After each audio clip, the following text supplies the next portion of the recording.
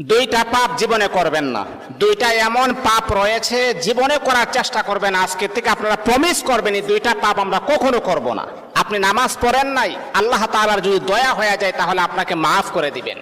আপনি ফজরের নামাজ পড়েন নাই, আল্লাহ পাক রব্বুল আলামিনের যদি মায়া লেগে যায়, আল্লাহ পাক রব্বুল আলামিন আপনার গুনাহকে আমার আল্লাহ ক্ষমা করে দিবেন। আপনি যদি নফল নামাজ ইবাদত বন্দেগী কম করেন, আমার আল্লাহ কিন্তু আপনাকে মাফ করে দিবেন। কিন্তু আল্লাহর নবী বলেন দুইটা এমন জঘন্যতম পাপ রয়েছে, এই পাপগুলার ক্ষমা আমার আল্লাহ জীবনে কখনো তার বান্দাকে করবে না। দুইটা পাপ এমন জঘন্যতম পাপ, এগুলা করা যাবে না। এক নাম্বার হচ্ছে অন্যের হক নষ্ট করা।